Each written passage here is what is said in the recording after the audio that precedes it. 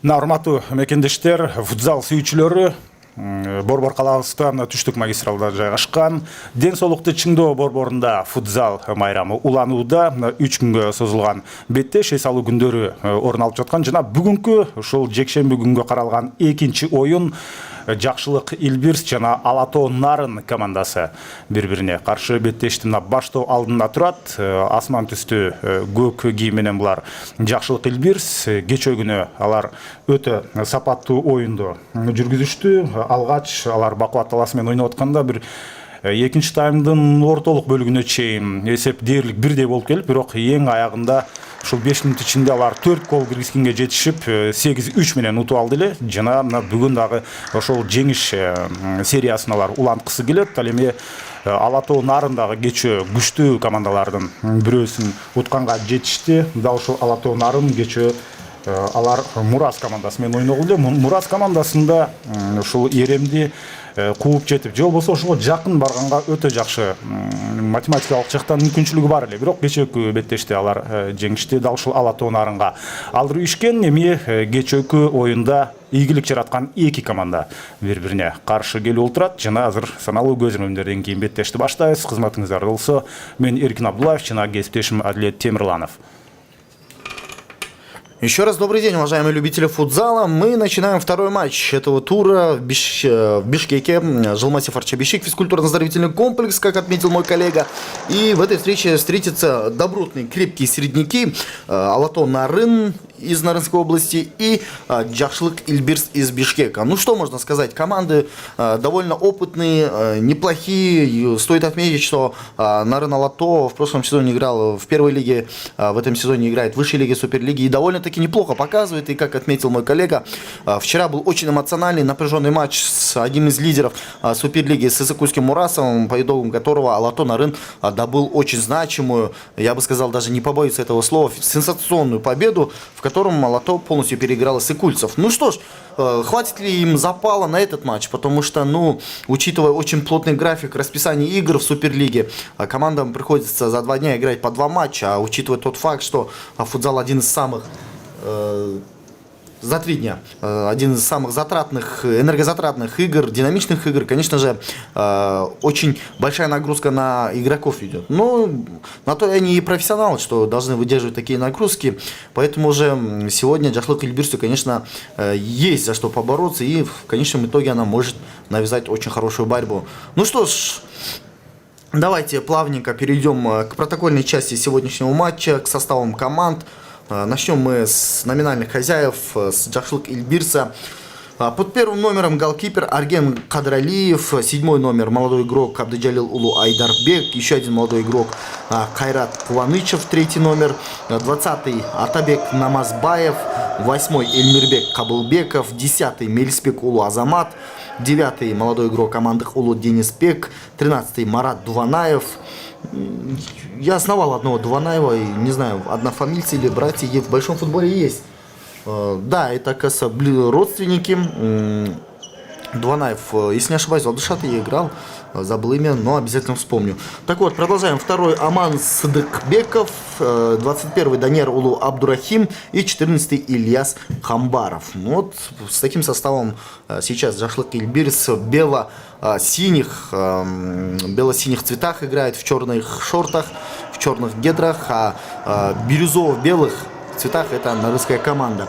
И главный тренер Жакшылык Илбирс это Марат Дуванаев и Мирлан Садыкбеков, начальник команды. Марат Дуванаев играющий тренер, он и как и тренер, и как игрок на поле мы можем его сегодня увидеть. Так что очень интересная добротная команда. И состав команды Ала Тоо ознакомит вас мой коллега Эркин. Вам слово, Эркин. Ал учурда мына ушул кагылышуу орун алды. Албетте оюн жүрүп жаткан учурда болгондуктан кандайдыр бир эскертүү бул жерде берилиши мүмкүн эмес эле. Азыр топту ошентип Ала Тоо командасы өздөрүнүн жарым аянтында кармап атат. Алар албетте позициялык чабуулга чыкканга аракет кылат. Эми биз ушул жерден Ала Тоо Нарын командасынын оюнчуларын тааныштырып өтөлү. Марлис Дегенбаев экинчи катар саны менен дарбазада, Алмамбет Айылчиев бул азырынча алмашууда турат. Бул биринчи номерде катар саны, бирок алмашууда дарбазачы бул дагы. Же болбосо азырынча старттык курамды тааныштырып туралы. Акылбек Анарбек уулу 7 номер менен, Уланбек Байгазы уулу ал болсо 10 катар санында, ошондой эле Сыргак Молубаев ал 17, жана Улан Дөлөтбеков 6. Алмашууда ойной турган оюнчулар ошол Алмамбет Айылчиев дарбазачы болсо, андан сырткары Ислам Ибраев 5, 14 Марс Турдубеков, 18 Марат Кубанычбеков, Руслан Абдурахманов 20 катар сан менен, Дамир Исаков 23, ошондой эле Ажыбек Шаршымбаев 11, 9 номерде болсо Мирбек Исаков ал дагы алмашууда. Негизинен буга чейинки мына биз буга чейинки беттеште Алай Мурдаштын азыр болсо кооптабал ушул жерде жаралмак, бирок дарбазачы өзүн өтө жакшы ушул жерде көрсөтө алды. Аман Сыдыкбеков жана Жакшылык Илбирс бүгүн Алато Нарынга каршы беттешинде өзүнүн чыныгы деңгээлин аныктай алат десек болот. Алар негизги тапшырманы чечти. Анткени ушул 8 орунга чыгуу үчүн турнирлик тизмеде алар жаш муун менен 8 орун үчүн ат салышты дагы. Кечөөкү жеңишинен кийин Жакшылык Элбирс азыр ишендүү түрдө 8 орунга жайгашты. Анткени жакшы жаш муун алар ал учурда мына ушул күтүлбөгөн сокку орун алды дагы. 1-0 эсебинде Жакшылык Элбирс алдыга озуп чыкты. Жакшылык Элбирстен 7 номердеги оюнчусу Айдарбек Абдыжалил уулу. Бул өз командасынын ушул чыныгы бомбардирлеринин бири деп айтсак болот. Сокку бол көрбөгөндөй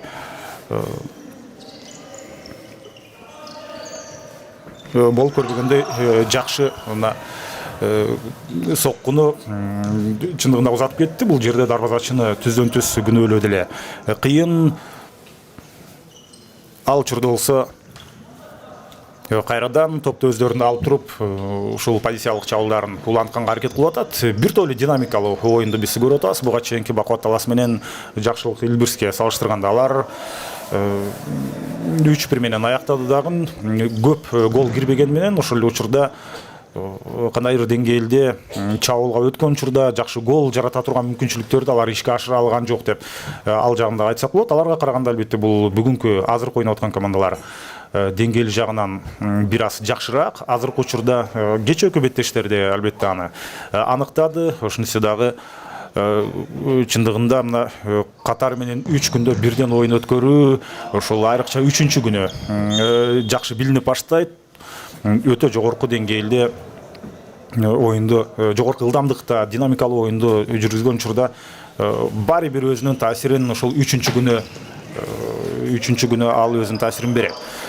Андыктан ушул алгачкы мүнөттөн баштап, ышкырык жаңыргандан баштап, ошол замат андан кийинки финалдык ышкырыкка чейин ушул жогорку темпте оюн болоорунан албетте шегим бар. Бирок ошонусу дагы эң башкысы голдордун санына карап ушул жерде өзгөрүүлөр орун алып, голдордун санына карап албетте окуянын өнүгүшү ошого карап кандайдыр деңгээлде башкача бир өңүткө бурулуп кетиши ыктымал. Азыр болсо дагы бир алыстан сокку узатылды. Жакшылык Элбирс бол көрбөгөндөй активдүүлүгүн көрсөтүп атат. Мына алгачкы минуталарда эле алар ошентип эсепти 2 эсеге чейин жеткирип койду.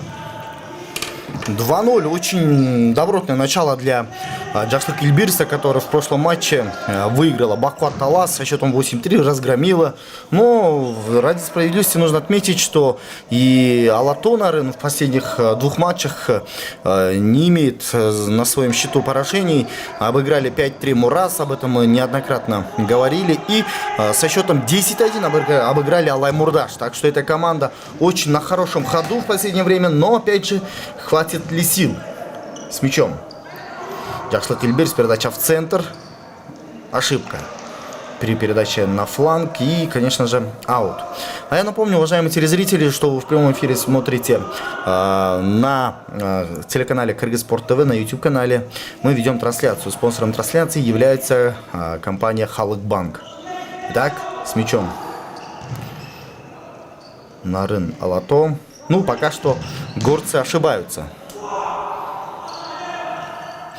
Так, с мячом горцы, или бирюзовые, я как люблю отмечать, Очень, да, знаете, такая интересная цветовая гамма, клубные цвета у этой команды. С чем-то даже можно сравнять с ледяными пиками Нарынской области, один из самых горных районов нашей страны. Так, ошибочка. Подбор за Алато, удар. Но нет, рикошет. Рикошет, и тем не менее опасные моменты то и дело возникают у ворот Джашлык Кильбирса. Так, остановка игры, да. Тем временем у нас замена в обеих командах. С мячом Джашлык Кильбирс. Молодые барсы пока что без ошибок пока что играют. Неплохо передвигаются, неплохо держат мяч, контролируют. Все, в принципе, довольно-таки на высоком уровне. С мячом Алато. Не вижу ромба, честно говоря, в игре у наранчан. Ну, ромб в том смысле тактической схемы, когда вот, ну, классическая, да, то есть 2 по флангам и движение, да, как в волейболе по часовой стрелке. Но не всегда, конечно, но тем не менее один из самых таких эффективных тактических схем, комбинаций разыгрывается при такой схеме. Ну, это классика футзала. Вообще играть в квадрат в футзале это вообще неправильно, я считаю, априори, потому что, ну, при такой схеме, при таком расположении игроков очень сложно играть в пас, потому что, ну, 4 на 4 могут спокойно закрыть, а когда по флангам ты растягиваешь, и в центре есть, который подстраховывает всегда сзади, это более вариативный вид, я бы сказал. Ну, схемы, конечно, это все условности, опять же. Все зависит от динамики игры, от индивидуальных качеств игроков, потому что... Ой, какой гол, а! Какой пас из глубины! И какое завершение. Гол забивает Сыргак Молубаев, игрок под 17 номером. Нарынская команда, счет 2-1. Ну что ж, ответили довольно-таки быстро, в принципе. 2-0 в начале отрезка этого матча. Нахватали голов.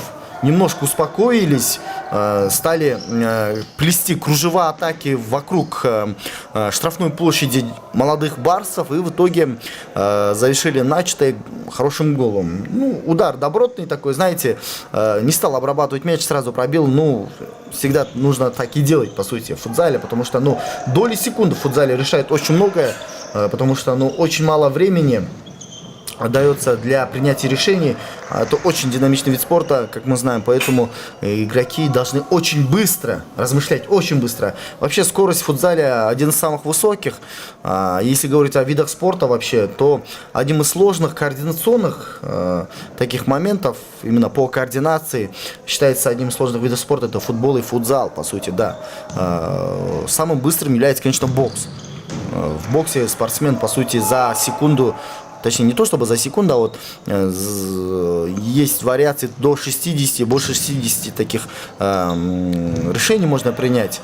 А футбол и футзал считается одним из самых сложных координационных видов спорта, потому что, ну, чисто физиологически, например, хоккей, если тоже хоккей с баскетболом если сравнивать, то в хоккее и баскетболе спортсмен, он тактильно ощущает руками, то есть верхняя часть тела, она всегда, знаете, более легче ориентируется в пространстве у человека, а когда ты постоянно играешь ногами, тактильность, вообще ощущения, конечно же, пониже, чем в других видах спорта. И третий гол, уважаемые телезрители. Вот, рассуждали мы о видах спорта, а здесь Ильяс Камбаров забивает третий мяч своей команды. Ну что ж, поздравляем. Неплохо играет Ильбирс, а? Видно, что не полностью восстановились нарынчане. Видно, что им тяжеловато, как-то очень сложно входит в игру. И, по сути, я опасался этого в начале матча, потому что одно дело, когда ты играешь с Таласом, да, Бахват Таласом или с Бакин Сити, а другое дело, когда ты вырываешь волевую победу против Мураса, а потом уже через день ты играешь уже тоже с неплохой, крепкой командой. Это, конечно, очень много сил и терпения, и вообще выносливости требуется. Так что нужно уже волю в кулак взять нарынчанам и постараться что-то сообразить. 3-1. Дебют встречи не самым лучшим образом складывается для горцев. Так, передача в центр, отыгрыш, борьба за мяч и вынос мяча. Ну, правильное решение. как говорится, в футзальной поговорке, не знаешь, кому отдать, выбей мяч вперед, да, то есть вдруг забьешь. Есть такие слова, в принципе. И зачастую мы часто были свидетелями таких моментов. Помните, чемпионат Азии 2016 года, если не ошибаюсь, в Ташкенте проходил, в Узбекистане. Так вот, там было несколько голов, и один гол в исполнении нашей команды, когда мяч срикошетив прям направился в ворота, и мы забили. По-моему, это игра с Ливаном, если не ошибаюсь. Чындыгында мына бул жердечи Ала Тоо Муратовду айтып өтсөк болот. Кечээ алар 10го чейин, түнкү 10го чейин, 10:30 чейин ойноду. Арадан 24 саат өткөн жок да. Азыр бүгүн мына түштө ойноп атат. Болгон алар үйүнө барып, уктап эс алып эле кайра келгенге жетишип атат да. Мына ошол мына турнир тизими боюнча жана буга чейинки кечээки оюнуна салыштырсак, Ала Тоо алар фаворит болушу керек болчу. Азыр иш жүзүндө мына эсеп 1-3 болуп турат. Сен айткандай өтө оор кирди оюнга. Азырынча толук өздөрүнүн чыныгы жанагы салкын кандуу оюнун жүргүзүп, ишемдүү оюнун жүргүзгөнгө мүмкүнчүлүк болбой атат. Бул жагынан ушул мүмкүнчүлүктү азыр жакшылык командасы өтө жакшы пайдаланып атат. Жакшылык кечээ биринчи оюнда ойногон болчу, кечээ 5те ойногон алар. Азыр болсо ушул жерден өтө кооз мүмкүнчүлүктү Акылбек Анарбек уулу колдонуп кетти. Дарбазачы аралыкты кыскартып барган, бирок ошого карабастан Акылбек Анарбек уулу эсеп сандарын кыскартты. Албетте аларга мындай оюнчулардын чеберчилигине таянып айта турган болсок, жакшылык командасы Ала Тоо командасы бул 1-3 эсебинен кийин ошол бойдон андан ары голдордун саны боюнча жетпей калат дегенден алыс болушубуз керек. Кайсыл учурда болбосун алар эсепти теңип кеткенге, ашып өткөнгө деле толук мүмкүнчүлүк бар. Ошентсе дагы бүгүн жакшылык Илберс командасы өтө ыраазык болуп атат. Алгачкы ошентип алгачкы бир 7-8 мүнөт ичинде эле алар 3 гол жаратканга жетишти Ала Тоо командасына каршы. Жана азыр болсо дагы деле демилгени өздөрүнүн колунда алып, Ала Тоону кадимкидей өздөрүнүн жарым аянтына кысып койгонго чейин барып атат. Да, очень плотная опека, я полностью с вами солидарен, коллега. Очень высокий прессинг у Ильбирса, но и Ала Тоо, в принципе, не подкачала. Видно, что с характером все в порядке у этого коллектива. И сократили счет до минимального. Ну, 2-3 это в футзале, по сути, большой погоды не делать, потому что в любой момент можно не просто сравнять, а выйти вперед. Ну, специфика игры, как говорится. Очень плотный, сильный удар с центра прям, но голкипер все прекрасно видел. Голкипер нарынской команды Марлис Дегенбаев все контролировал. Так, передача в центр, прострел удался, но никто не подключился. Можно в контратаку сыграть. Есть передача на левый фланг и удар. Мяч срезается, конечно, с ноги. Здесь было заметно, неудобно было бить поворотом. Опять же, нужно как-то обработать мяч. Но он решил все-таки сразу, не доставал до мяча и сразу решил пробить высоко, не точно. Но, тем не менее, нужно отметить, что все-таки дотянулся до мяча. В такой ситуации, конечно, было очень сложно пробивать. Горцы с мячом, отличная перепасовка, комбинация и гол!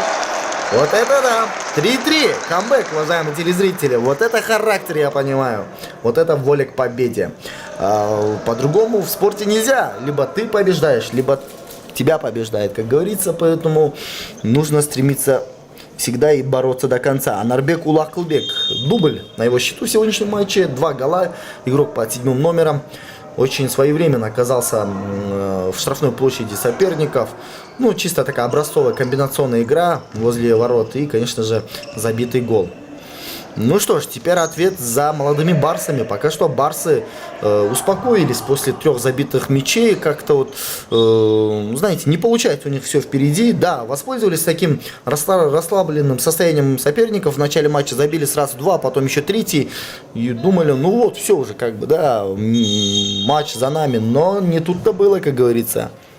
Нужно доигрывать моменты и эпизоды. Всегда. Итак, аут у нас... Бирюзовый с мячом. Тем временем у нас пауза. Так вот, коллега, давайте, думаю, нужно проинформировать наших телезрителей, любителей футзала о том, что в скором времени в Суперлиге начнется стадия плей-офф. Если кто не знает, давайте я расскажу о вообще регламенте турнира в Суперлиге. Суперлиге до определенного момента играет, ну, по обычной схеме, да, дома в гостях, а потом начинает стадия плей-офф. В плей-офф выйдут 8 лучших команд с лучшими показателями в турнирной таблице и между собой разыгрывают путевку в финал. Финал играется между двумя командами 3 раза, то есть 3 матча. У кого больше побед, тот и становится чемпионом. Да, вот такая специфика у нашего футзала. Но это круто, потому что, ну, по сути, давать возможность лидерам до конца сезона набирать очки с аутсайдерами, ну, это, конечно, как бы не имеет смысла, по сути, потому что тот же Бахват Талас, в принципе, не сможет, если говорить, да простят меня болельщики таласской команды, УРМа, например, да, или у того же Мураса. Поэтому это справедливо. А среди 8 команд есть достойные такие хорошие коллективы, вот такие как Джашлык Ильбирс и Алато, которая доказала, что она может обыграть не только середняков Суперлиги, но и лидеров в лице Мураса. Поэтому в плей-офф сыграет 8 лучших команд дома в гостях. При ничейном результате будет и 3-й матч. А кто же выйдет? Давайте на эту тему немножко поразмыслим. Пока что с 1 по 8 место занимают такие команды, как РМ, Алга-Дордой, Мурас, Фарватер, Алато, Сан-Сити, Строймир и Джашлык Ильбирс. То есть в плей-офф, если сохранится такая ситуация в турнирной таблице, то играет в первой встрече команда 1-го места и 8-го места, то есть это РМ и Джашлык Ильбирс. Именно Джашлык Ильбирс сейчас на 8-м. Потом играет 2-е место с 7-м местом, это Алга-Дордой и Строймир. Играет 3-е место с 6-м, это Сан-Сити и Мурас из Иркутской области. И 4-й с 5-м, это Фарватер и Алато. Но опять же, это условно. До стадии плей-офф еще есть время, многое изменится. Кто знает, может Джашмун там наверстает упущенное, да, в конце сезона, там догонит Ильбирс и сумеет включиться в список стадии плей-офф, кто знает. Так что не стоит расслабляться Ильбирсу. Они в шаге от вылета, я бы сказала, от плей-оффа, потому что, ну, 8-е место это такое шаткое место, где одна ошибка, одна игра, в принципе, может решить судьбу путевки в плей-офф. Ну, пока мы отвлекались на тему плей-оффа Суперлиги, здесь уже игра набирает более качественный уровень. Игра очень на высоких скоростях, очень больше динамики, да, коллега, заметили, по сравнению с первым матчем. Но это никоим образом не умаляет заслуг команд Таласа и Алая, но тем не менее здесь динамики побольше. Соответственно, и скорости другие, да и голов побольше. Да. Вот такие вот дела у нас. Нарынчане, горцы с мячом угловой. Так. Джентльменское рукопожатие. Так, ждем сигнала, конечно, судьи Чингиза Мустафаева, судья, который является судьей ФИФА, то есть на международном уровне проводит свою работу.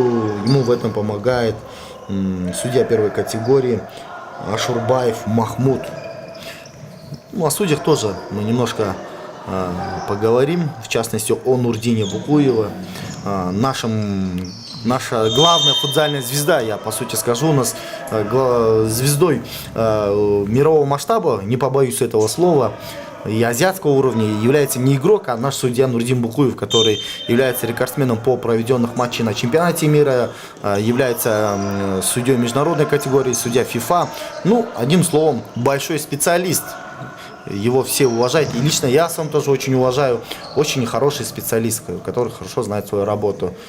И я рад, что в системе кыргызского футбола и футзала работают такие специалисты. Потому что многие люди как бы не особо задумываются над тем, как бы не придают значения тому, что судьи, как бы, ну, об успехах судьи, да, мол, скажут, да, у нас какой-то отечественный судья, например, скажем, станет такой, ну, большим специалистом, многие не обращают внимания, потому что, но с другой стороны, судьи, по сути, играют большую роль в развитии футзала, футбола вообще в целом, и это очень круто. Круто, что у нас работают такие специалисты.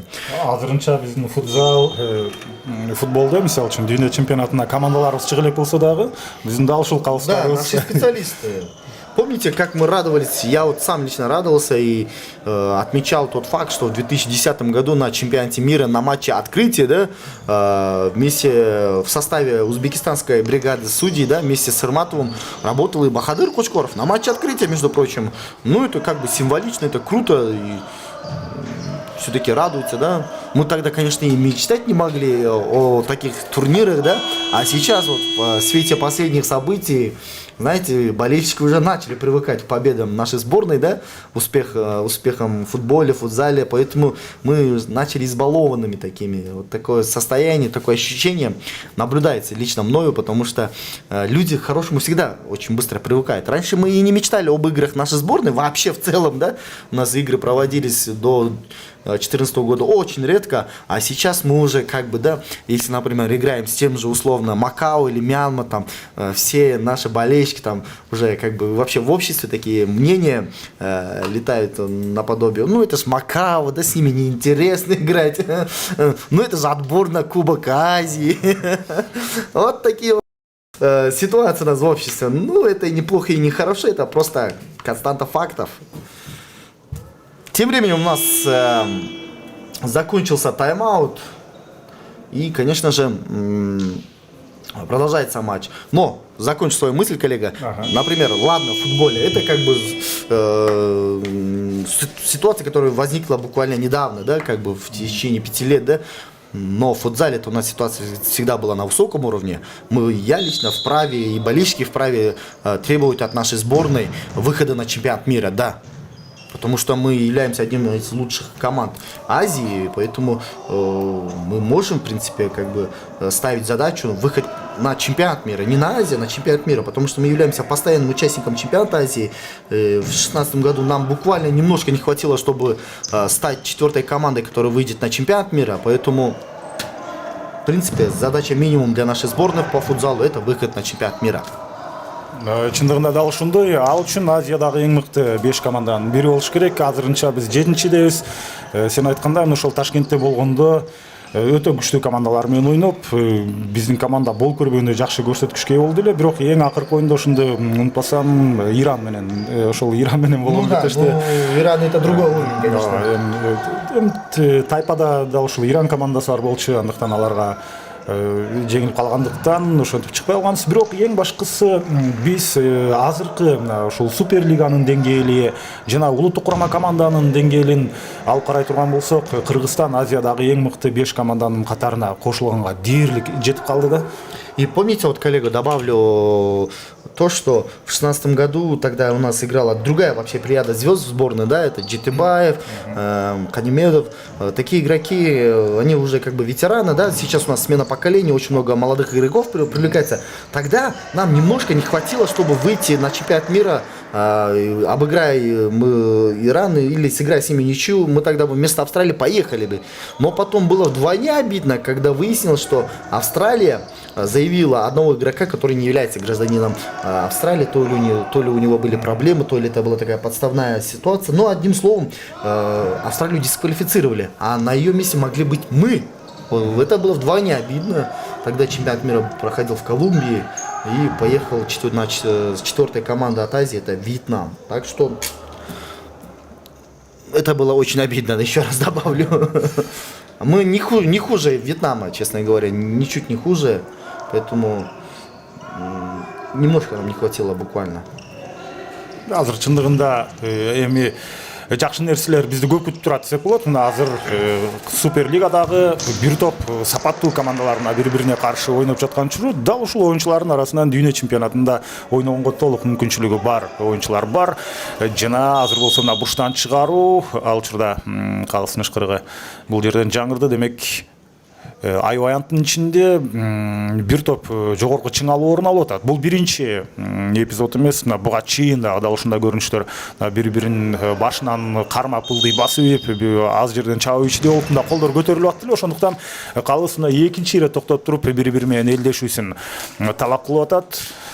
Негизинен эми бул оюнчулардын талаша турган эч нерсеси жок. Болгону бул спорт, албетте жеңиш керек болот. Бирок топко ойноду. Андыктан калыс беттешти токтоткон жок. Эми азыр дарыгердин көмөгү керек болгон үчүн бул жакка келет. Чындыгында топ ойноду, бул кооптуу учур болгону менен оюнда мындай учурлар кездешет.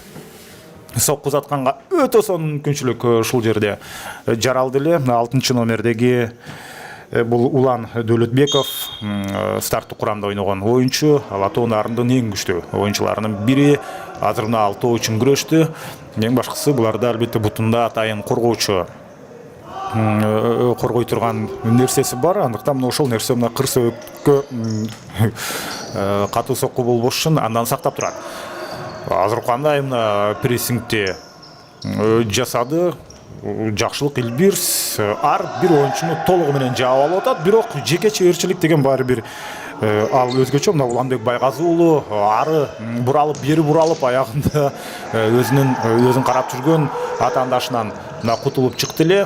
Азыр тең ата сапаттуу оюнду жүргүзүп атат. Жакшылык Илбирс Азаматтын чындыгында мен ушул беттеш башталганга чейин кандайдыр деңгээлде Алатоо Нарын командасын фаворит деп эсептеп аткан болсом, азыр иш жүзүндө эч кандай артыкчылыкты биз байкаган жокпуз. Бардыгы сапаттуу өз деңгээлинде орун алып атат.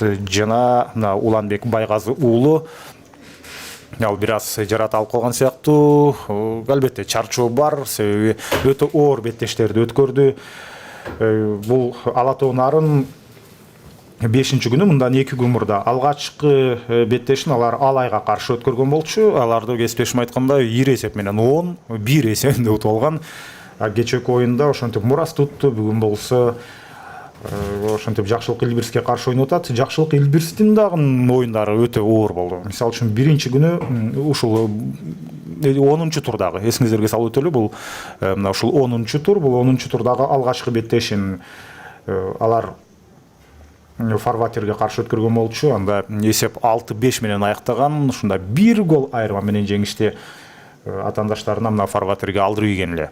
Андан кийин кечээ күнү 8-3 менен анда деле ушул дагы бир айтып өтөлү, 5 мүнөт калганга чейин ушундай айгышкан күрөш жүргөн дагы. Дегерде бул жагынан ала турган болсок, дал ушул Жакшылык Илбирс деле чарчап турат. Алар деле толук кандуу өздөрүнүн сапаттуу оюнун жүргүзгөнгө мүмкүнчүлүк болбой жаткан эске алсак болот. Эми график ушундай, күндө бирден өтө жооптуу беттешти өткөргөнгө булар аргасыз болууда. Ошонусу дагы эки тарапка тең, бул жагы бирдей. Ошол эле Жакшылык Илбирс да буга чейин 2 оюн өткөрдү, күнүнө бирден. Жана Алатоо Нарын дагы Жакшылык Илбирс чабуулда тагыраагы чабуулга аракет кылды. Дегенбаев топту ишемдүү өзүндө алып калды дагы. Ушул аябаянттын ичине чейин кирип барганга даяр. Тактикалык жактан өтө сапаттуу. Мына аз жерден гол киргизгенге дагы мүмкүнчүлүк жаралып кала жаздады. Мына ушундай өзүнүн кандайдыр деңгээлде жыйынтыгын берип атат. Өтө бийик, мына өтө тереңге чейин кирип Жакшылык Илбирс оюнчулары Дегенбаевдин дарбазасынын жанында кооптуу балдарды жаратууда. Бул жерде болсо Алатоо Нарындын пайдасына чечилди. Ошентип биздин Суперлигабыз жыл санап өсүп келет. Чындыгында кесиптешим айткандай, мурда эле биздин футзал командабыз күчтүү болчу деп, азыр андан дагы жаңы деңгээлге чыгып, жакында эми албетте биз ушул дүйнө чемпионаттарынан өзүбүздүн команданы көрүп калсак болот. Эми ал жакта жалгыз ушул Нурдин Букуев болбостон, ошол эле учурда калыстарыбыз эле эмес, эми биздин оюнчуларыбыз дагы андай деңгээлге чыгышы керек. Азыр болсо экинчи тайм-аут, ошентип биринчи таймда орун алып атат. Албетте машыктыруучулардын айта турган сөзү бар. Бул жерде Алатоо Нарын командасынын машыктыруучусу Мусаев, ошондой эле бул жакта Марат Дуанаев болсо, бул Жакшылык командасынын машыктыруучусу. Ошондой эле бүгүнкү калыстар тобу бул Чыңгыз Мусабеков менен ошондой эле Махмут Ашурбаев дал ушул беттешти тейлеп атышат. Ушунчалык жеңишке болгон каалоо күчтүү болгондуктан бири-бири менен бир аз бул оюнчулар кагылышууга чейин барды. Негизинен кесиптешим Адлет Темирланов регламент тууралуу айтып кетти эле, мындан кийин кандай болот депчи. Чындыгында азыр мына 12 команда, анын арасынан 8 плей-оффтук беттештерге чыгат. Мына ушул 8-орунду алган команда менен 1-орунду алган команда бири-бирине каршы ойнойт. 2 менен 7, ошондой эле 3 менен 6, ошентип андан ары кете берет дагы. Аларда негизинен 2 беттеш каралган, өз үйүндө жана конокто деп. 1-орунду алган команда, мисалы үчүн 1-өз үйүндө беттешти өткөрөт. Ошондо 2 жеңиштин жыйынтыгы боюнча эсеп 1-1 болуп кала турган болсо, анда чечүүчү 3-чү беттеш оюн өткөрүлөт дагы. Ал мына ушул 1-орунду алган команданын талаасында өтүшү керек. Мына бул жагынан алганда албетте мына Эрем эми биринчиликте оңой менен эч кимге бербейт. Алар ишенимдүү бир топ упайы айырма менен азырынча биринчиде бара жатат. Ал эми жакшылык Илбирстин максаты мына ушул мыкты 8 команданын катарына кирүү. Алар кечээкү оюнга чейин эле 9-орунда болчу, а бүгүн болсо ошентип алар кечээкү оюндан кийин 8-орунга көтөрүлдү, жаш муунду артта калтырып. Бирок ишендүүлүк үчүн бүгүн дагы жеңишке жетип, ошол жаш муундан көбүрөөк упай айырма менен ашып өтүп кеткенге аракет кылып атат. Ошол эле учурда биз албетте жаш муундан сырткары, ал артында калган болсо, жакшылыктын астында 7-орунда Строймир бар. Строймирде болсо алардын упайы 23, аларга деле жеткенге аракет кылышы керек. Ошол эле учурда биз Ала Тоо нарында ала турган болсок, бүгүнкү беттештеги ийгилик аларды упай жагынан фарватер менен теңейт. Азырынча Ала Тоо нарын алар 5-орунда Сан-Ситиден кечээкү жеңишинен кийин өтүп кетти. Азыр болсо мына жакшылыктын оюнчулары кандай кооз сапаттуу мына прессинг уюштуруп аткан, бирок баары бир жеке чеберчилик менен алабалдан чыгып кетти дагы ушул жерде. Жакшылык Илбирстин коргонуусу сапаттуу. Бир учурда 3 оюнчу 3 жагынан тегеректеп келип туруп соккунун мизин кайтарып атат. Мына ушул алгачкы эң кооз голду киргизген бул ошол Ала Тоо нарын командасындагы оюнчу болчу. Бул Сыргак Молубаев. Сыргак Молубаев канча ирет дарбазага соккузатканга аракет кылды, бирок ошол бир кооз голунан кийин азырынча Сыргак Молубаевдин жолун жакшылап жакшылык Илбирстин оюнчулары тосуп турат. Жана азыр стандарттык абал, алыстан сокку. Бул жерде 2 дарбазачы алмашып оюнду жүргүзүп атат. Азыр болсо Аман Сыдыкбеков негизинен ал старттык курамда чыгышы керек эле, бирок биз алгачкы бөлүктө дал ушул Арген Кадыралиевдин дарбазада турганын көргөн болсок, азыр кайрадан Аман Сыдыкбеков өзү ушул жакшылык Илбирстин дарбазасын коргоп атат. Аралатып пас бергенге аракет кылды Уланбек Байгазы уулу. Бул Ала Тоо нарын командасынын алмашкыс оюнчуларынын бири. Стандарттык абалдарда дагы дайыма дал ушул Улан Байгазы уулу өзүнүн аракетин көрүп атат дагы. Мына ушул жерде сол бут менен узатылган сокку, албетте кубаттуулукта жеткен жок, тактыкта так сокку дагы орун албай калды. Бирок негизинен мына ушундай көрүнүштөр чыныгы сологой оюнчу болсо максималдуу пайдаланып кетиши толук ыктымал болчу. Ал мезгилде мына ошентип биринчи таймдагы эң акыркы минута өтүүдө. Да, буквально 37 секунд осталось до конца первого тайма. Счет по-прежнему у нас 3-3. И хочется узнать, все-таки хочется как бы определиться с фаворитом по счету, потому что, желательно, чтобы команды забили хотя бы 1 гол, чтобы перевес был в чью-либо сторону, потому что, чтобы во втором тайме начать со словами, мол, какая-то команда впереди, давайте посмотрим, продолжит ли развивать этот успех данная команда. Да ладно, это всего лишь предположение, давайте продолжим матч. Пока что 27 секунд у нас есть. За 27 секунд в футзале можно многое сделать, забить не только 1 гол, там можно и 2, при желании и 3, как говорится. Было бы, конечно, желание и мастерство, да?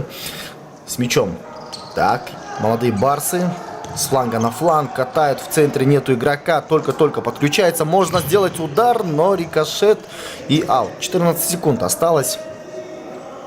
Мне, знаете, нравится футзал вообще и баскетбол тем, что на последних секундах очень много драматических моментов мы видим, да, в частности, да, когда одна из команд вырывает победу, да, волевую победу именно на последних секундах. Это всегда, знаете, по жанрам драмы очень эффектно смотрится. Так что хочется, чтобы такая концовка была и в этом матче. Что буквально на последних 3 секундах кто-нибудь забил гол, это вообще будет красиво. Тем временем, нарушение правил у нас с мячом. Молодые барсы. Здесь сделать комбинацию, конечно, никто и не успеет. Можно сделать прямой удар и надеяться на то, что этот удар поможет выйти вперед. Итак, Ильберс, удар издалека, угловой. Конечно, был.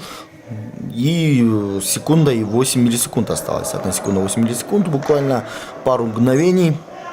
Есть навес, все. Уважаемые телезрители, завершается первый тайм. Ну, мы никуда, конечно, не уходим.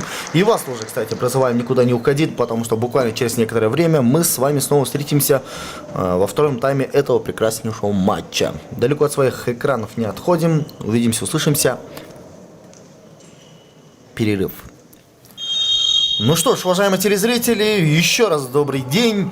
Продолжаем матч по футзалу, который сейчас в данное время проходит в физкультурно-оздоровительном комплексе Арчебищик. И счет пока что после первого тайма у нас 3-3. Напомню, играют команды Нарын Алато и команда Джахшлык Ильбирс Бишкек. Довольно-таки, знаете, равная игра, на встречных курсах действуют команды. И понятно, что обе команды очень хорошо мотивированы, заряжены на борьбу. И, конечно же, есть большая интрига, кто же из них вообще выйдет вперед, вырвет победу. Так что призываем вас, уважаемые телезрители, лицезреть данный матч вместе с нами, вместе с телеканалом Кыргызспорт ТВ.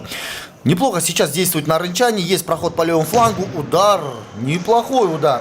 Довольно-таки сильный, но не точный. Но, тем не менее, второй тайм уже начинается именно с высокого прессинга со стороны горцев. И пока что бирюзовую навязывают. Пока что сумели навязать борьбу, свою игру, но опять же нужно опасаться. Джахшлык Ильбирс очень опасно своими кинжальными контратаками.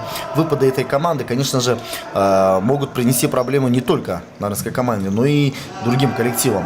Ну, одним словом, очень много таких моментов, при котором у меня складывается ощущение, что эта игра до конца будет, знаете, проходить в таком бешеном темпе при сильной борьбе, и в итоге с минимальным счетом, я думаю, мы, так сказать, определим победителя. Как думаете, коллега?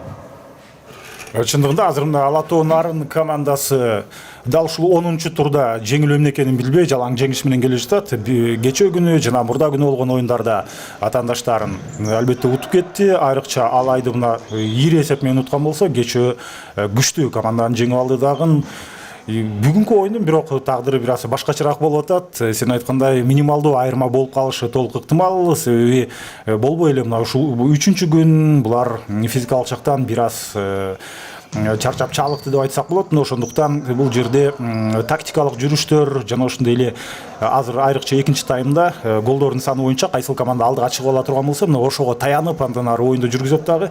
Биз жыйынтыгында өтө чоң айырма эмес, мына ошол минималдуу эсеп менен кайсыл бир команданын жеңишин көрүп калышыбыз толук ыктымал. Албетте мотивация күчтүү экөөнүнө тең. Айрыкча мына ушул Жакшылык Ильбирс мыкты 8 команданын катарында калууга өзгөчө жан үрүп атат.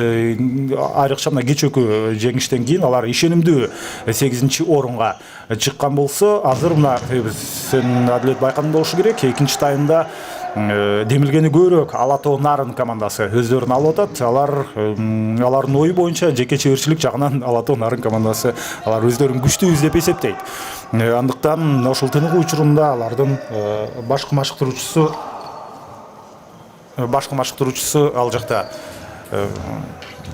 керектүү сөздөрдү албетте өзүнүн шакирттерине айтты дагы.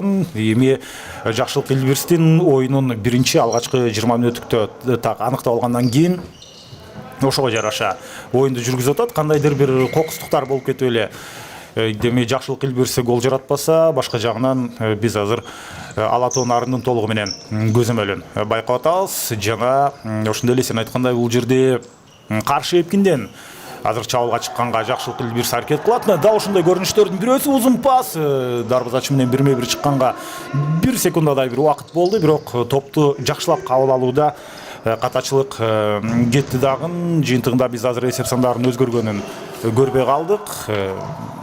Жана биринчи таймда тескерисинче жакшылык илбирс ушинтип прессингти жасап аткан болсо, азыр биз тескерисинче бул жерде экинчи таймда дал ушул Ала Тоо Нарындын аракетин көрүп атабыз. Негизинен бүгүнкү күн ушул бүгүнкү күндөгү оюндар алгачкы оюн бир аз темп жайраак болду дагы, азыркысы кызыктуураак, мындан кийинкиси болуп көрбөгөндөй кызыктуу болот. Себеби дал ушул бүгүнкү күнгө каралган беттештердин эң негизгиси борбордук таймашы бул оюндан кийин орун алмакчы. Ал Фарватер жана Мурас командасынын ортосунда болот.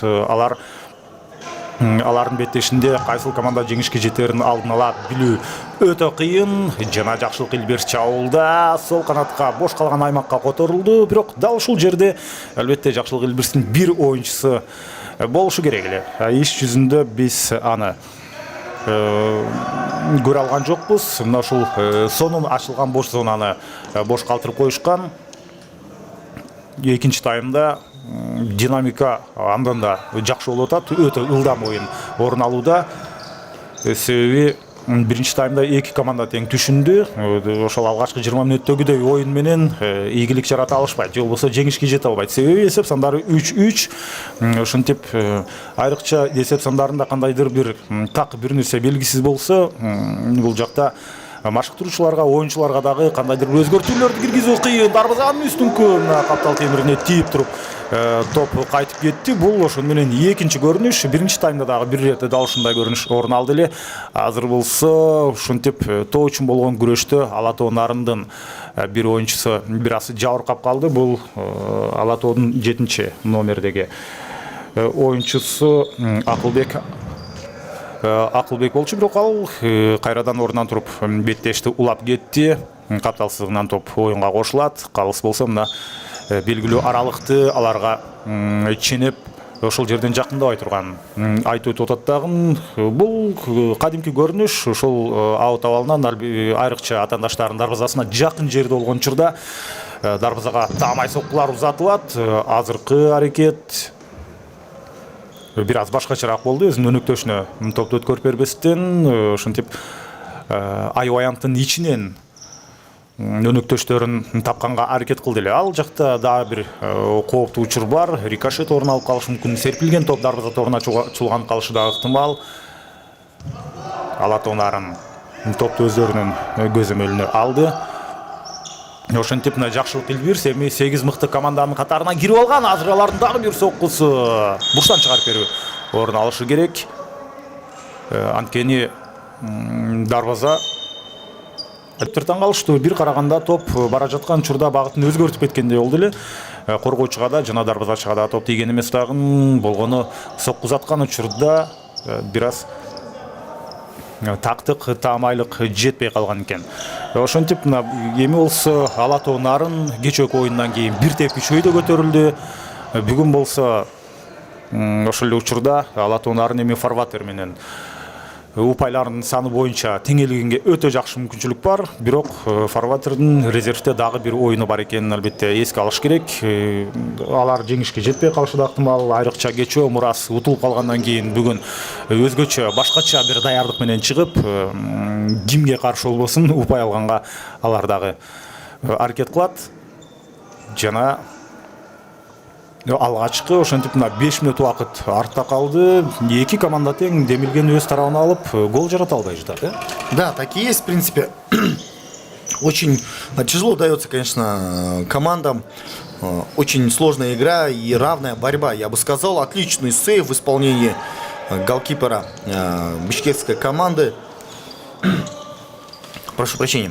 Так вот, так что командам очень сложно забить. Давайте поговорим как раз на эту тему, на тему, кто больше всего забивает, у кого какие показатели. Ну, конечно, самая лучшая команда, по сути, это РМ. Волжский РМ забила в этом сезоне по итогам 16 игр 97 голов. Ну, если говорить за матч, то они за матч забивают в среднем по 6 мячей. Вы представляете, уважаемые телезрители, 6 мячей за каждую игру. Ну а самая мало пропускающая команда — это Сыкульский Мурас, который идет на 3-м месте. У него всего лишь 35 пропущенных мячей за 16 игр. То есть, если говорить о Мурасе, то они пропускают в целом 2 мяча, 2,18 мяча за матч. Ну, это, конечно, очень мало, учитывая специфику футзала. Но если говорить о командах, которые сейчас играют, то Нарынская команда в среднем забивает по 4,25 мяча за игру. Это довольно-таки неплохой результат. Больше 4 мячей они в среднем забивают за матч. То Ильбирс забивает, конечно, на порядок меньше. 3,3 мяча за матч забивает, больше 3 мячей. Но это тоже неплохо. Ну, конечно, по этим показателям нарынчане впереди. Но пропускает, конечно, нарынчане меньше. В целом 3,3 мяча за матч они пропускают. А Ильбирс пропускает по 4,37 мяча. Почти 3,5 мяча. Ну, тоже неплохой результат. Ну а лидером, если говорить, по пропущенным мячам является команда Бахват Талас, которая минутами ранее играла. Ой, какой момент! Алатон Нарын забивает очередной гол. 4-3 у нас счет, уважаемые телезрители. Забивает гол игрок под 7-м номером. Хэт-трик делает Анарбек Улу Акылбек. Говорили мы о голах, о пропущенных, о забитых. И в итоге вот продолжение моей темы, моих мыслей. Здесь уже нарынчане забивает свой очередной гол. И теперь уже 54-й гол в этом сезоне. Довольно-таки неплохой результат. Так вот, закончу после этого стандарта, после углового, на тему, кто больше забил, кто меньше пропустил.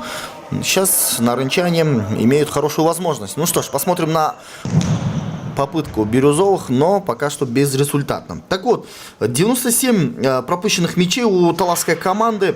И в среднем они пропускают за матч по 6,6 мяча. Вы представляете, уважаемые телезрители, по 6 мячей они за матч пропускают. Это очень много, конечно. Но ради справедливости нужно отметить, что у таласской команды не самый сильный состав. Они пока на этапе построения команды.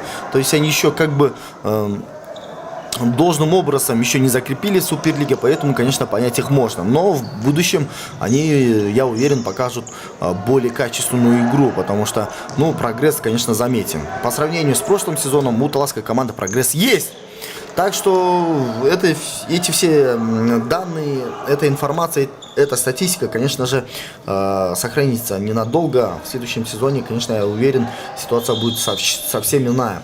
Джашлык Ильбирс пытается здесь, конечно, навязать борьбу, очень плотная опека, но в итоге продирался через кусты, я бы сказал, защитников здесь игрок Ильбирса, но все-таки сделать прострел не сумел. Нарушение правил, конечно, грубо сыграли против него. Итак, стандартное положение у ворот Горцев, очень опасный момент, удар, но не точный, не самый сильный, конечно, если говорить объективно.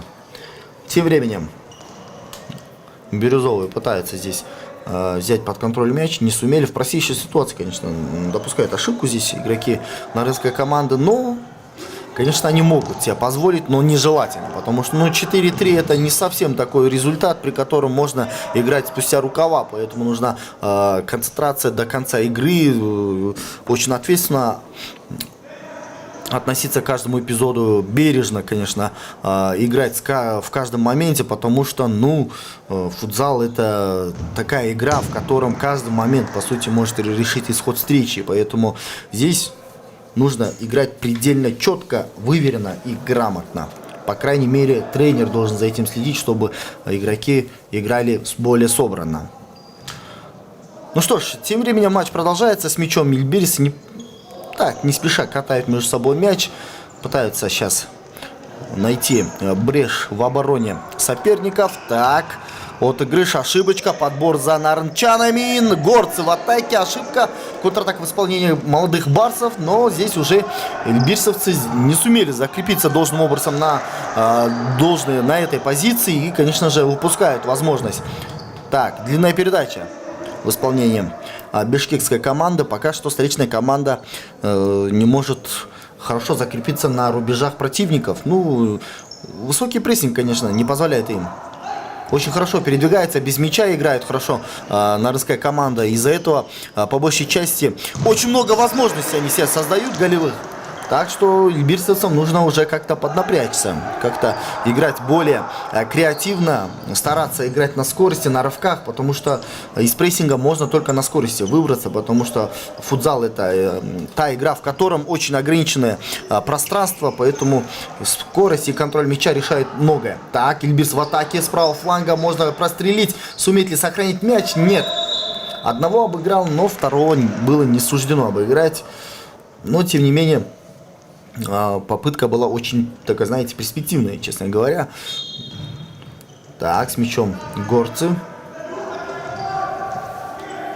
С левого фланга. Ошибочка, подбор за Алато. Решил все-таки не рисковать, выбил далеко мяч. И у нас аут. Нарушение или правил? Да, такие есть, кажется. Мячом задел. Точнее, не мячом, ногой задел, когда пытался пробить. Опасная игра. Фол. И сейчас Жакшылык Ильбирс, молодые барсы, или как еще шутливо я их называю, барсята, да? Конечно, такого слова нету, но это, знаете, мое любимое такое придуманное словечко. Ну, Жакшылык Ильбирс, если перевести на русский язык, да, дословно, это, конечно, маленькие барсы, да, или молодые барсы. Ой, какой удар! Ассаламу алейкум, вот здесь, вот так сказали игроки Жакшылык Ильбирс, как говорится. Получите, распишитесь, да, заказывали гол такой красивый и сильный, да? Вратарь элементарно не сумел среагировать на этот мяч. 4-4, уважаемые телезрители. Вот она борьба. Забивает игрок под 7 номером Абдуджалил Улу Айдарбек. Очень классный удар. Я сам буквально не сумел среагировать. Я увидел только момент, когда Айдарбек пробивал по мячу, и увидел уже, как мяч уже оказался в сетке. То есть до этого, как он мяч, по какой траектории, да, летел, я вообще не увидел. Такой сильный удар был. Один из самых таких красивых голов в моей памяти в этом сезоне. Так что нужно быть поосторожнее. Правильно сделали, кстати, бишкекчане, по сути, потому что, ну, добраться до штрафной площади соперников им не удавалось, поэтому они решили все-таки пробивать издалека. Не самый такой рациональный способ забить гол, но, тем не менее, сумели-то завершить атаку голом. Так что стоит отметить, что счет матча у нас равнялся, поэтому все начинается заново, с чистого листа, как говорится. А фаворитов мы до сих пор еще не выявили, конечно, этого матча.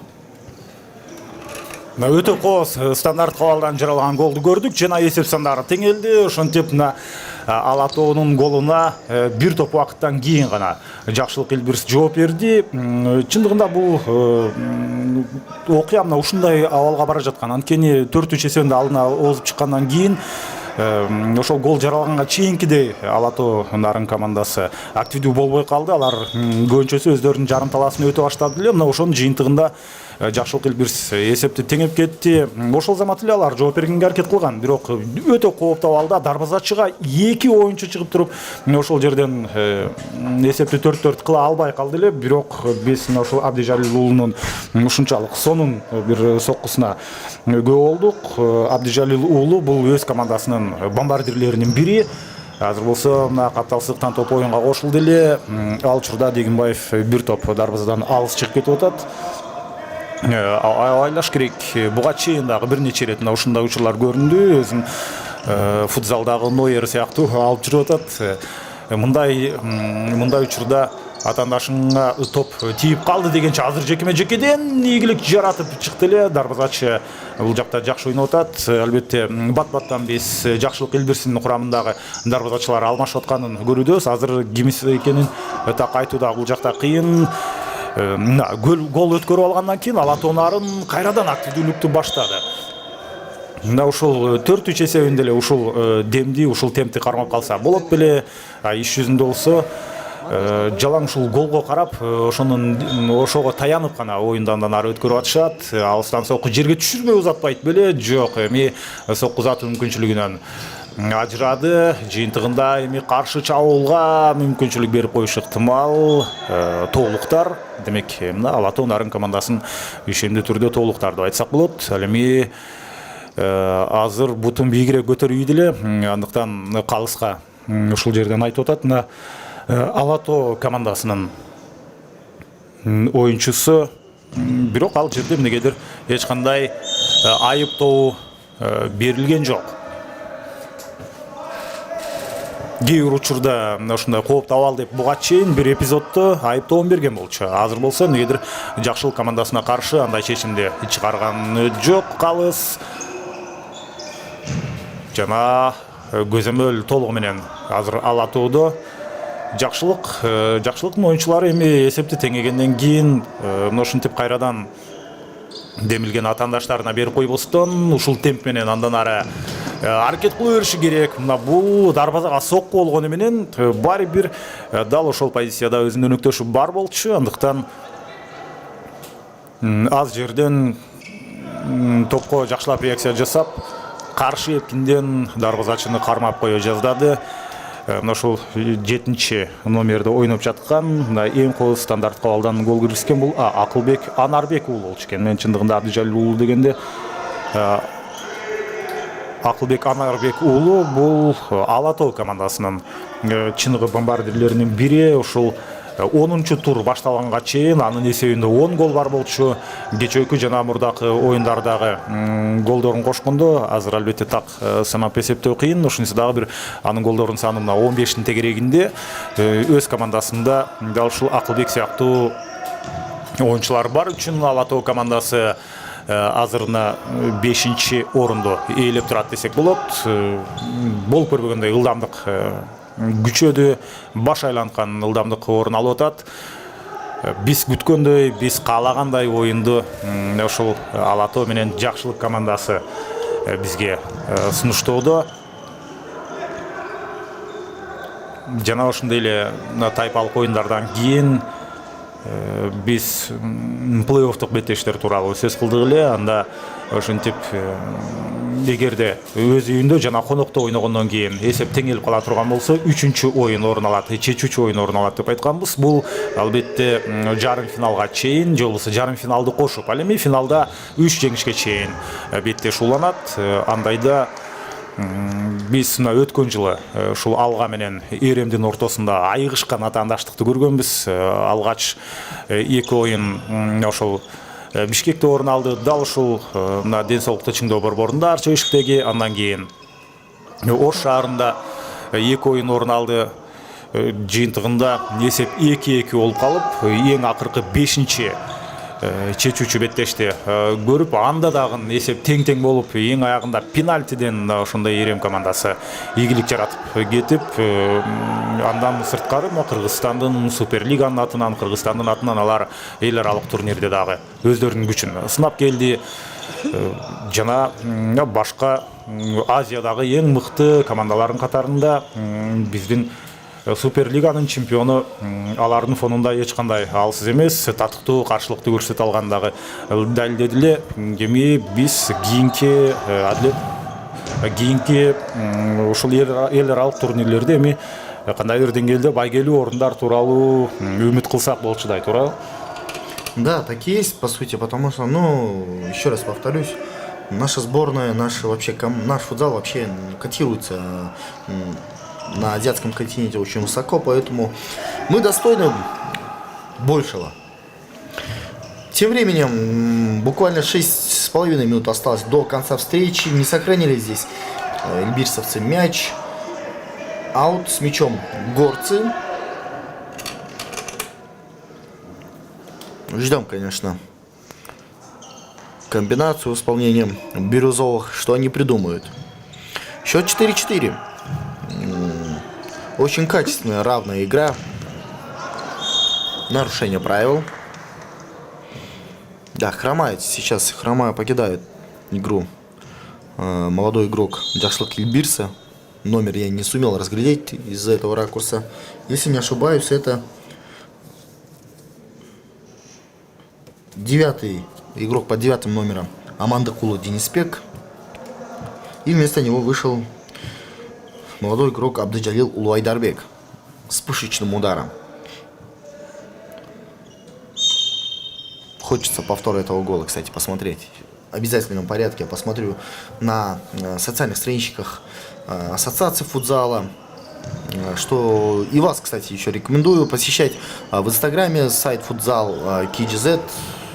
Очень хорошая страничка, в котором очень много информации про футзал Кыргызстана. Да, в последнее время у нас вообще в командных видах спорта, в частности в футболе, в футзале, идут большие реформы. Если кто помнит, и в 2016 году, в 2015 году, раньше футзал, конечно, был на другом уровне. Не на таком качественном, но тем не менее в последние годы идут большие изменения в футзале. Я уверен, данная тенденция сохранится и продолжится, потому что раньше и команд было поменьше, да и уровень клубов был похуже, и вообще организация в целом, да, турнира. То есть спортивный менеджмент футзала, конечно же, хромал. Это нужно признать. Но в свете последних событий очень много изменений произошли в футзале Кыргызстана. И теперь, конечно же, планомерно, потихонечку, как говорится, семимильными шагами наш футзал уже расправляет крылья и готов, по сути, взлететь. Очень мало осталось, я уверен. Нужно еще немножко времени, потому что, все сразу никогда не случается. Москва бір күнде құрылған. Да, Москва в один день не строилась никогда. Конечно, хочется, чтобы эта Москва строилась побыстрее, но все-таки нужно учитывать специфику и факторы внешние и не внешние. Так, отлично! 5-4, уважаемые телезрители. Горцы забивают и снова выходят вперед. 5 минут осталось до конца встречи, и очень, знаете, заслуженно забивают горцы. Сколько атак мы до этого видели? Автором гола, сейчас я скажу, стал игрок под 18 номером Марат Кубанычбеков. Честно говоря, вот на бирюзовых цветах черные номера не особо заметны, честно говоря. Но это опять же учитывая тот факт, что я у меня глаза не такие зоркие, и сижу я немножко смотрю с другого ракурса, но тем не менее, очень хороший гол, такой, знаете, в борьбе, в пыли, как говорится, забили этот гол, и 5-4 у нас. Теперь ждем ответа молодых барсов, что же барсы придумают здесь. Так, стандартное положение, далековато, конечно, до ворот. Здесь нужно, конечно, разыгрывать комбинацию. Отсюда забить, очень сложно. Но все-таки, тем не менее, удар был именно по воротам, нежели пас. Горцы в атаке. Прострел на левый фланг. Перевод, диагональный пас. Не успевает его сокомандник, конечно, в этом эпизоде. И в итоге момент упущен. Аут. Барса с мячом. А у нас некая травма у игрока под 11 номером. Шаршембаев Аджбек получает некую травму, будем надеяться, небольшую. Да, нагрузка. За 3 дня 2 таких энергозатратных матча, это, конечно, большая нагрузка для игроков. Даже если игроки будут стараться, физиологически, физически, морально, очень сложно, ребята. Нам, обывателям, простым болельщикам, конечно, все кажется просто, да, когда ты сверху смотришь, так, со стороны, да, вроде бегут, просто отдают пасы, там, разбегаются, бьют по мячу. Но футзал — это очень-очень энергозатратный вид спорта, очень, знаете, такой динамичный вид спорта, не устаю я повторять, и именно в футзале, в мини-футболе вообще, да, устаешь быстрее, нежели в большом футболе. В большом футболе ты играешь по позиции, ты знаешь, у каждого игрока в футболе есть своя позиция. Итак, тем временем у нас тайм-аут, вынужденная мера, конечно, для Эльбирза, потому что, нужно перевести дух, чтобы хоть как-то изменить ход встречи, чтобы сохранить счет, ничейный результат хотя бы. Но удастся ли это им? Это вопрос, конечно, это большой вопрос. Потому что который раз уже нарынчане выходят вперед. До этого молодым барсам удавалось сравнять счет, удавалось выйти вперед. Но сейчас, конечно, будет им очень сложно. Потому что Алато все-таки не упустит своего шанса и максимально будет стараться сохранить результат, чтобы провести этот тур на, знаете, высоком уровне, потому что у них уже на протяжении 3 матчей идет беспроигрышная серия. Если и этот раз они выиграют, то эта серия продлится до 4 матчей. Это, конечно, хорошо. Учитывая плотность игр в Суперлиге, 4 беспроигрышных серии – это неплохо, очень неплохо. Одно дело, когда это беспроигрышная серия есть у Мураса, РМ или у Алги. Это другое дело, да? А у Алато 4 игры это будет, конечно, очень круто. Чындыгында да ушундай, мына Алапто катары менен жеңишкеге жетип, ошентип олтуруп азыр 5-ке көтөрүлдү жана 4-чү орунга чыгуу мүмкүнчүлүгү толук бар. Азыр болсо мына биз көптөгөн оюнчулардын ушундай тарамыштары тартышып калганына күбө болуп атабыз. Дагы бир рет айтып өтөлүм, мына 3 күндө 3 беттеш өткөрүү бул баары бир оорчулук алып келет. Мисалы үчүн чоң футболду ала турган болсок, алар жумасына ошондо 2 оюн өткөрөт. Же болбосо мына мисалы үчүн же жекшемби же ишемби күнү 1 оюн өткөрсө, андан кийин 3-чү же 4-чү күнү дагы 1 оюн өткөрөт. Эгерде ушундай кубоктогу эл аралык турнирлерде ойносо, беттеш өткөндөн кийин эртеси күнү кадимкидей калыбына келтирүү процесстери орун алат. Андан соң бир күн тактикалык кандайдыр бир жүрүштөр болуп, эс алып, андан кийин гана толук өзүнө калыбына келгенден кийин кайрадан беттеш өткөрүшөт. Ал эми булар бул кандайдыр деңгээлде каражатка байланыштуу. Ошол эле учурда мына бир чогулган учурда күндө бирден беттеш өткөрүп, мына мисалы үчүн Оштон командалар келет, Таластан келет, ошол эле Ысык көлдөн, Нарындан бир келгенде 3 күн ичинде 3 беттешти өткөрүп туруп кайра кетип калыш керек. Мен оюмча мунун баары ушундай болгон үчүн коюлгандагы, бирок бара-бара бул жактагы деле кандайдыр деңгээлде өзгөрүшү керек. Жок дегенде бир күн эс алып, албетте чоң футбол менен футзалды салыштырып болбойт. Ошол эле учурда волейболдо деле мисалы үчүн күн сайын беттеш өткөрүшөт. Андай волейболдо бирок мынчалык көп энергия сарпталбайт. Ал жакта 40 жашка келсең деле кадимкидей тажрыйбаңа таянып, ийгиликтерди жаратып, өз командаңдын лидери болсоң болот. Ал эми футзалда баары бир ортодо жок дегенде бир күн тыныгуу орун алышы керек деп ойлойм. Жана азыр болсо 5-4 менен Алато командасы алдыда. Эсиңиздерде болсо, алгачкы биринчи тайм башталган учурда 2-0 менен жакшылык алдыда болчу. Андан кийин 3-1 болду. Жакшылык командасы 3-1 менен алдыда жүрүп, андан кийин жакшылык болгону 1 гол киргизди. Ал эми Алато 4 гол жаратып кетти. Мына чыныгы ушундай потенциалы күчтүү команда экенин мына ушул нерседен байкаса болот. Атаандаштар 1 гол киргизгенче Алато командасы 4 гол жаратып кетти дагы деле мына ушул активдүүлүгүн күчөтүп, эсеп айырмасын көбөйткөнгө алар аракет кылып атат. Бирок 1 гол айырма беттеш бүтөрүнө бир 2,5 минуттай калган убакта көп нерсени чече бербейт. Бирок ушул эсепке таянып, мындан ары Алато командасы оюнду өткөрмөкчү, коргонууга көбүрөөк басым жасалат. Ал эми чабуулда мүмкүнчүлүк болуп калса гана. Бирок иш жүзүндө биз аз тескерисинче гол Алатого керек сыяктуу учурга күбө болуп атабыз. Оң канаттан өтө сонун кирип келди, жана чыгарылган пас дарбазага сокку менен аяктаган жок. Жакшылык Илбир сол канатта бош аймак бар. Дарбазачы менен 1-1 жана мына сонун бир мүмкүнчүлүк дээрлик жаралгандай болду эле. Чабууландан аруланат, экинчи темп менен башы менен соккузуп атабы десек жок, андай эмес. Топту кабыл алганга аракет кылды. Бул жакшылыктын мына капитаны Мирбек.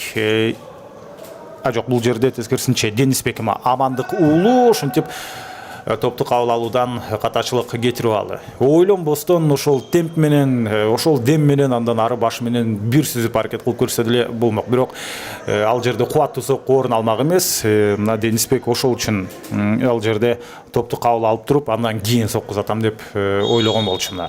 Убакыт уламдан улам соңуна жакындап бара жатат. Мүмкүн жакшылык Илбирс алар 5-чи оюнчуну чыгарат дарбазачынын ордуна. Азыр болсо буштан чыгаруу. Өтө сапаттуу, кызыктуу оюнга чындыгында күбө болуп атабыз. Мындан кийинкиси андан да кызыктуу болорунан эч кандай шек жок. Татыктуу атаандаштар, эсиңиздерге салуу өтөлү, Фарватер жана ошондой эле Мурас командасы ойнойт. Алар ушул мыкты төрттүккө кирүү үчүн жол болсо жада калса, лидерлик Мурас кечээ күнү жеңишти атаандаштарына алдырып ийди. Мына ушул нерсе бир аз алардын демин басып койду деп айтсак болот. Мына экинчи таймдагы азыр кыскача тыныгуу бул жерде орун алып атат. Тайм-аут албетте жакшылык командасына керек. Себеби алар гол жаратпаса, бүгүнкү беттеште кандайдыр бир өзгөртүүнү киргизе албайт. Андыктан азыр дал ушул бурчтан чыгаруу эмес, бул жерде демек капталсыздыгынан топ оюнга кошулат. Абалынан бул эмнеси түп-түз өзүнө барган топ. Мына ушул жерде мына Айдарбек Абдижалил уулу эсепти теңегенге өтө жакшы мүмкүнчүлүк бар эле. Ал сүзгөн экен демек. Жок, башынан. Мына ушул капталсыздыгынан топ оюнга кошулду. Ал жерде гол жаралган күндө деле демек эсепке кирмек эмес. Мына ушундай көрүнүш, бирок ушунчалык кооз сонун чыгарып берүү орун алды эле. Топ башына жабышып калгандай эле сезилди. Мындай так тийбей калганбы? Азыр болсо капитандын соккусу жол болбой атат. Канча ирет ушундай кооптуу абалдар жаралды, бирок аны иш жүзүнө ашырууда жакшылык командасында мүмкүнчүлүк болбой жатат. Жана мындай мүмкүнчүлүктөрдү колдон чыгарса, албетте футболдо, футзалда жакшы сөз бар, сен киргизбесең сага киргизет дегендей. Мына ушундай көрүнүш орун алып калышы толук ыктымал. Нарушение правил было против игрока нарынской команды. Всего лишь 1,5 минуты осталось до конца встречи. Счет по-прежнему у нас 5-4 в пользу нарынской команды. И потихонечку мы близимся к финалу, к логическому финалу. И интересно, возникает вопрос такой, кто же все-таки станет победителем? Или все-таки будет ничейный результат? Потому что, борьба очень близкая, честно говоря, игра очень равная. Обе команды имеют отличные возможности взять победу в свои руки. Но, опять же, удастся ли им это? Это, конечно, вопрос. С мячом Ильбирис. Последняя минута идет. Так, молодые барсы с мячом. Отыгрыш в центр. Передача на фланг. Неплохо они сейчас двигаются с мячом. Но, опять же, без мяча не вижу движения. Некому отдать. Очень ошибочка в исполнении молодого барса. Так, прострел. И хороший момент был. Хороший момент. Неплохо сейчас играет нарынская команда. 53 секунды. С мячом Ильбирс. Так. Прострел, удар не самый сильный, но в створ ворот попал. Так, Нарын с мячом. Правый фланг. Аут. 35 секунд осталось. Буквально пару атак и все. Если Нарын сумеет здесь сохранить мяч в течение 35 секунд неприкосновенным, то они, конечно же, одержат победу. 4-ю победу в последних 4 матчах. И это, конечно же, круто для них.